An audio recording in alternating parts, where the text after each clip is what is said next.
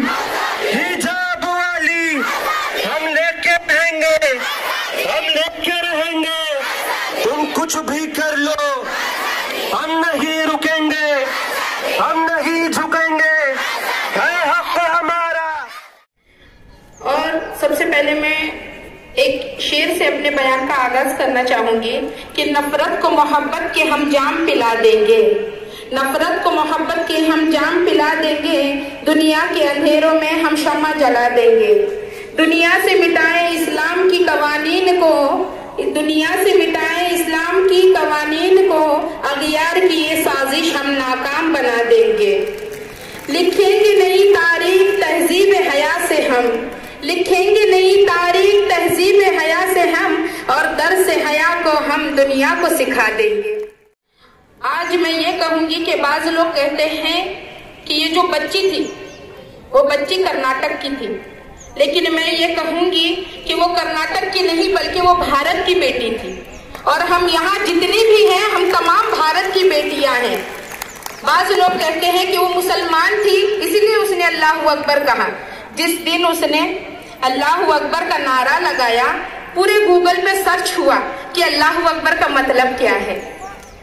तो जब सर्च किया गया तो किसी ने कहा कि जालिम के सामने न झुकने का मतलब है अल्लाह अकबर, अपनी बात को बेखौफ खतर कहने का मतलब है अल्लाह अकबर, हर हिजाबी औरत का अंदाज है अल्लाह अकबर, और अपने इस्लाम का शायार है अल्लाह अकबर। हाथ गल गया मेरा।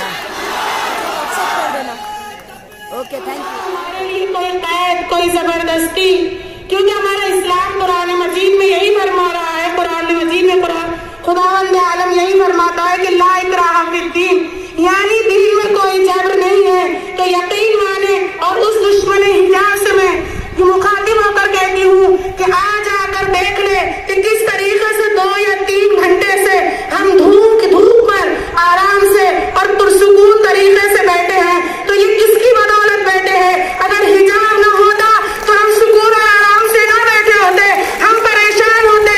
क्यों? क्योंकि दुनिया ये समझती है, हिजाब का दुश्मन ये समझता है कि हमारे लिए, हम इन बच्चियों के लिए, इन खवातीन के लिए हिजाब कैद है। तो कौन कहता है कि हिजाब हमारे लिए कैद है? बल्कि हिजाब हमारे लिए इज्जत है, हिजाब हमारे लिए वकार है, हिजाब हमारे किरदार की हिफाजत है। और वह दुश्मन हिजाब से फिर मुखातिब।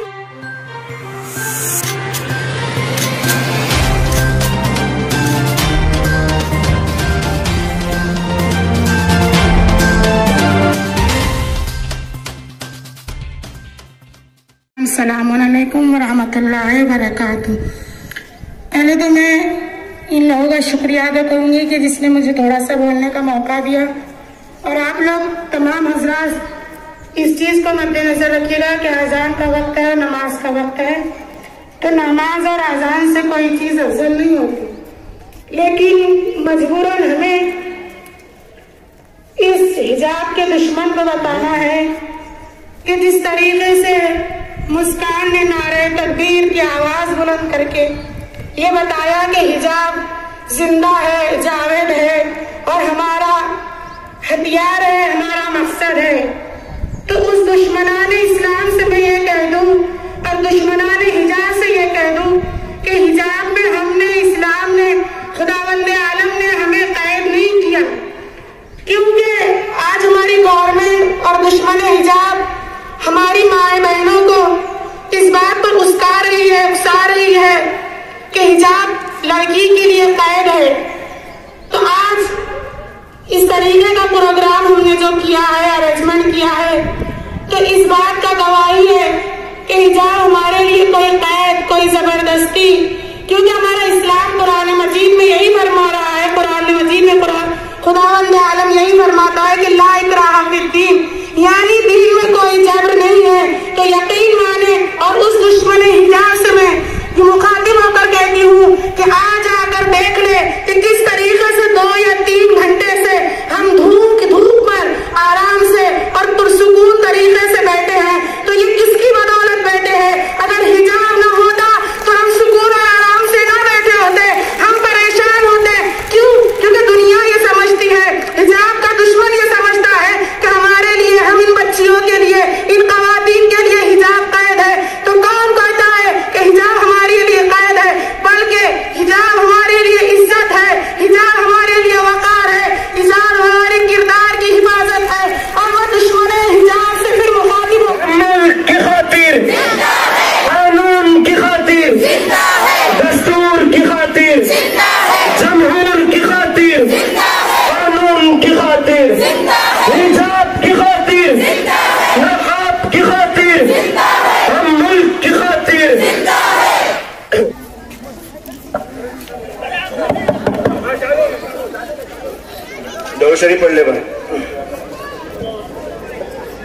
अल्लाहुम्मा लकल हम्दु व लकल शुक्र कमा अंत अहलु फसल्ली व सल्लिम अला सय्यिदिना मुहम्मद कमा अंत अहलु वफ़अल बिना बिमा अंत अहलु फ़इन्नका अहलुत तक़वा अहलुल मग़फ़िरह।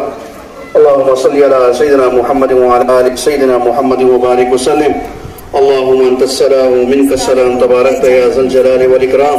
अल्लाहुम्मा इन्नी अला ज़िक्रिका व शुक्रिका व हुस्नि इबादतिक। अल्लाहुम्मा ला मानिअ लिमा अतैत व ला मुअति लिमा मनअत व ला यनफ़उ ज़ल जद्दि मिनकल जद्द। अल्लाहुम्मा इन्नी असअलुकल हुदा वत्तुका वल अफ़ाफ़ वल गिना।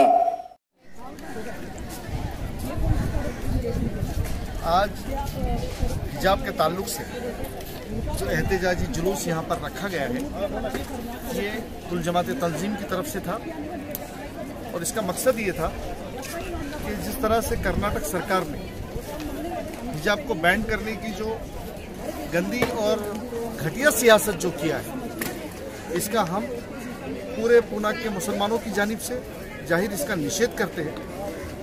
कि तो कर्नाटक सरकार को ये लग रहा था कि हिजाब के ऊपर हम अगर आवाज़ उठाते हैं तो वो भी इलेक्शन के सामने, तो ये एक मुद्दा बनेगा और वैसे ही हुआ। एक गंदी सियासत के चलते इसको मुद्दा बनाया गया, जबकि ये हज़ारों साल से ये प्रथा मुसलमानों में चली आ रही है।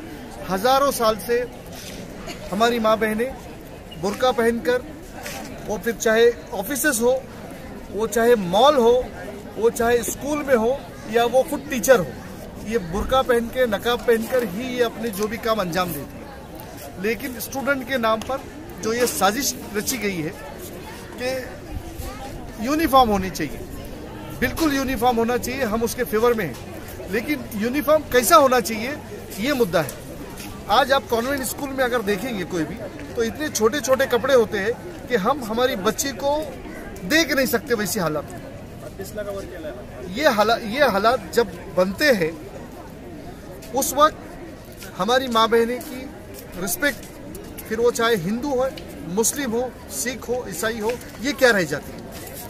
आज जो हर इंडिया में इतने जो रेप हो रहे हैं, इसका रीज़न क्या है? ये वही नंगापन है। आप टीवी सीरियल भी अपने बच्चों के साथ नहीं देख सकते। अच्छा, ये हिजाब सिर्फ मुसलमानों का पहरावा है ऐसा नहीं है, ये इंसानियत का पहरावा है। इसमें जो भी रेस्पेक्टेड लोग हैं, फिर वो चाहे क्रिश्चियन समाज की नन हो,